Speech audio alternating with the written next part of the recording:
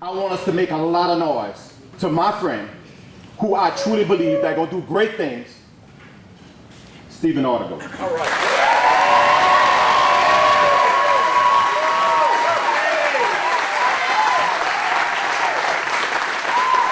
Thank y'all. Look at this crowd, y'all.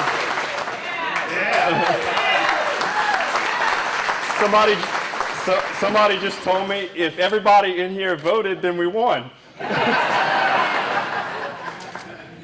Actually, when my campaign manager from 4 years ago is here, James Hugendorn, back there with his little boy and his wife. And he said, when he walked in, he said, man, last time 4 years ago, we couldn't have bought a crowd this big. Thank y'all so much for being here. Aujourd'hui, j'annonce ma candidature officielle pour représentant de l'État en Haute-Thibaut.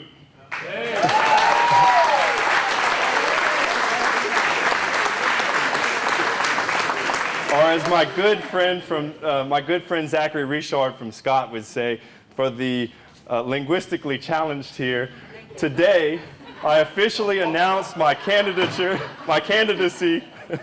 He really does say that.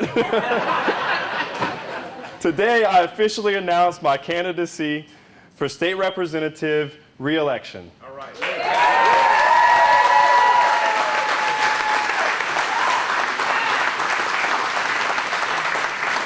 But when I look around and I look at this crowd and I realize that I couldn't have been here without you. You are the ones who helped me 4 years ago to get in the position that I'm in now. You are the ones who helped me over the last 4 years on the little battles.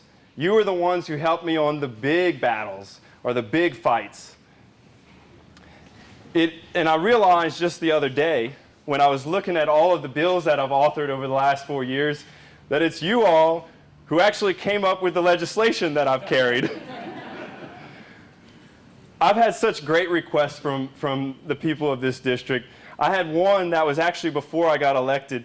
It was kind of a fun one, actually. I don't know if it was a little battle or a big fight. I think it was more of a big fight. But before I was even elected, I had Mama Riddell over here. She asked me if I would make Scott the boudin capital of the world. And then right after I was elected, the mayor sat me down and said, now we got to talk real business here. You have to make us the boudin capital of the world. We want to be the boudin capital of the world. So my first piece of legislation was to declare Scott the boudin capital of the world.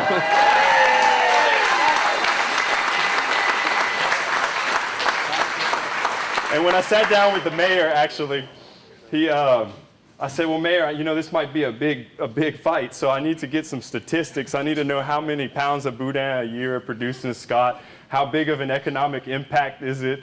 How many people are directly employed because of boudin? I think it was 84 people directly employed, 1.4 million pounds of boudin. That's before they built Billy's. It was like a more than $5 million industry. I mean, you could look at this building and realize just how big of a deal it is. The mayor told me that they looked at the tax revenues from boudin alone and said it was enough to build the new firehouse in Scott. So it was a big deal. So we get to the floor of the House. It came through committee very easily. It gets to the floor, and all of a sudden they're passing out a microfiche in 1974 when Jennings was declared the boudin capital of the universe. Yeah. So Representative Gwynn, who represents Jennings, stood up in the back and he said, I hate to bust your bubble today, but this has already been done before. Jennings is the boudin capital of the universe. And I said, Representative Gwynn, with all due respect, we're not looking for the universe today, we're just looking for the world.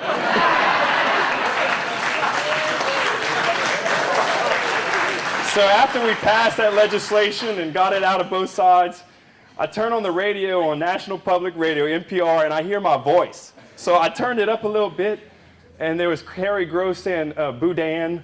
And I turned it up a little bit more, and here they are talking about the boudin capital of the world, and they took audio off of the floor of the House of Representatives and put it on National Public Radio.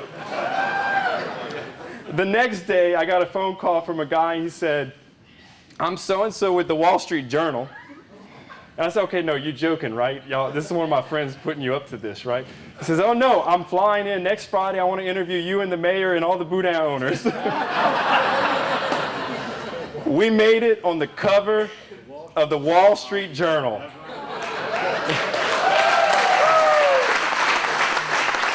Now, when we talk about economic development, think about how many pounds of rice is in that boudin and how many pigs were slaughtered. Some people would call it the cultural economy. Other people might just call it just straight up the boudin economy. But you know, I also remember my very first day in the legislature when I started getting phone calls and texts from my assistant, Angela Shreve, who's here over here. She's turning her head. I tell people that she's got more years experience in the legislature than I have in life, which is almost true. But she's been awesome, y'all, and I just want to thank her so much for all of her service these last 4 years. The boots on the ground. But I remember getting a text and it said, the water's coming up around the office, and I'm looking and I'm like, dang, that's really high. In March of 2012, we had a 500-year flood event in Carencro, and it flooded over 1,000 houses in northern Lafayette Parish. I'm sure a lot of you remember that. And I drove back in the middle of the session and got on an airboat with the Wildlife and Fisheries and found myself helping people cross over. Angela had to get off an island first off because we were left on an island. We got her back to City Hall. But I realized from that moment, I tell people I literally got my feet wet the first day of session. But I realized that it needed to be a priority to make sure that we were looking at the flooding that was going on in the northern part of the parish. And so I've worked the last 4 years very closely with the mayor of Carencro. I think he's here. Glenn, in the back hiding. And I've stood there to make sure that we got our fair share of state dollars to fund 3 projects that the mayor has been putting forth to help relieve some of the flooding that's been going on in Carencro. And all of those projects are fully funded right now.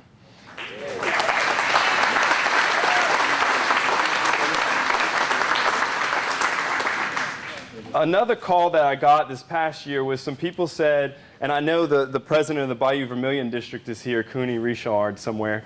Or he left? Cooney left? Okay. But we decided that nobody was taking care of Bayou Carencro, which was causing a lot of flooding problems, but also causing a lot of pollution problems going into the Vermilion River. So this past year, we passed a law to allow the Bayou Vermilion District to begin to maintain Bayou Carencro so we can make sure that we keep the bayou clear of debris, and y'all should see these pictures, so that we can make sure that there's plenty of flow in that bayou to make sure we don't have as much flooding along Bayou Carencro.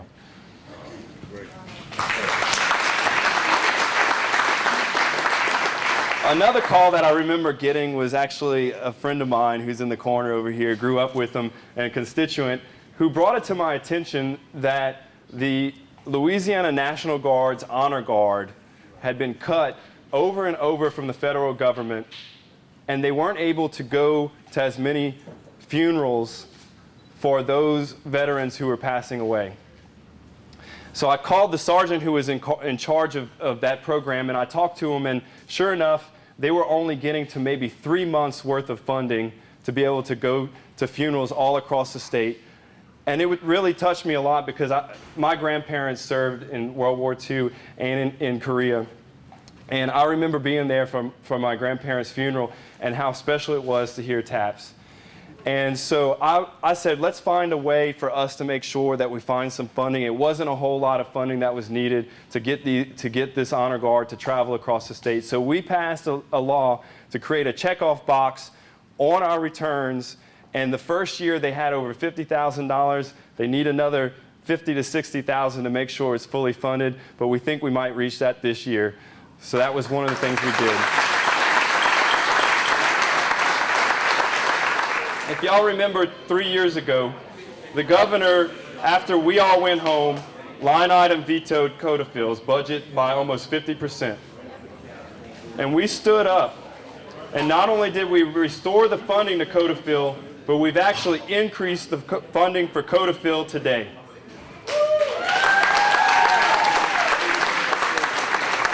And I received a phone call from a parent who was very upset because they had tried to get their child into French immersion, and they were crying on the phone to me.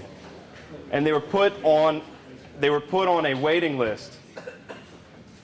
I made a phone call and figured out how many people were on the waiting list to get into French immersion in kindergarten only, and there were over 600 children.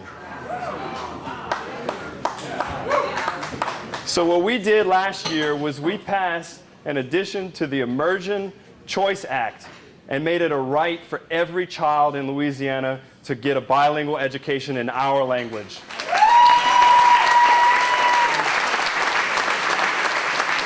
And this is all stuff that was brought to me by constituents, by you all. So that's why I say it was you all who helped me get here. It's all you all who've helped me the last 4 years. And I'm asking you all to help me continue. Over the last 4 years, we've unfortunately seen a lot of cuts to healthcare and education. There's a group of us who have really stood up to this governor and made sure that we didn't cut the charity hospitals and didn't cut education the way that has been cut. And we've actually been able to protect K through 12 education. And we had 1 year we actually got a small pay raise for teachers because we should be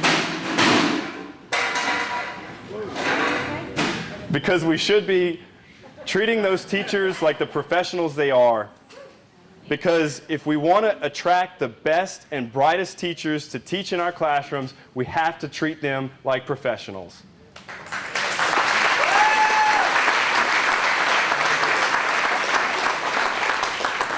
I've been one of the loudest critics of the budget process over the last couple of years, and I can predict right now that we are going to have a special session because what we just passed that I voted against was a 6-month budget. And I am asking you all to send me back to Baton Rouge to help rebuild after all of the cuts, the destructive cuts that have been done to higher ed and to education, K through 12 education, and to our charity hospitals. And I'm asking for your vote tonight.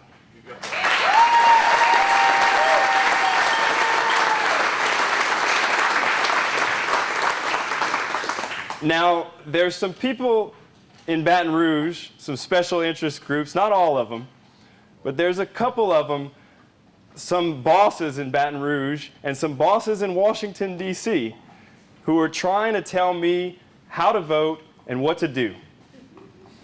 I have news for them. The only bosses that I have are in Carencro and Scott. The only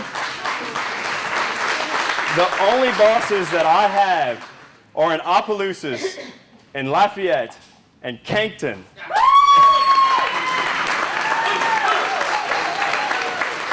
The only bosses that I have are in places like Leonville, Arnaville, Arnaville, Austin, Vatican, Prairie Laurent, Prairie Basse, and Prairie des Femmes.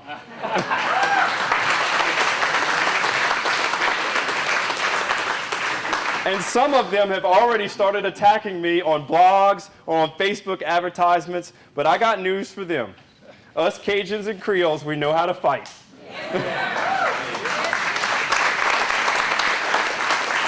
And one thing we know very well is les politiques. So I'm asking for your help once again to go back another 4 years and work for you. And thank y'all so much.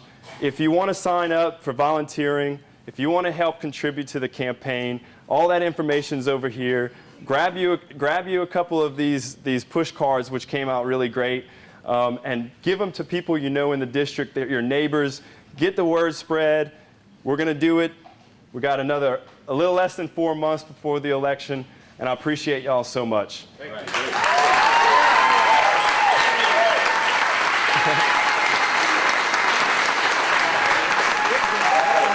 Thank you. Merci beaucoup.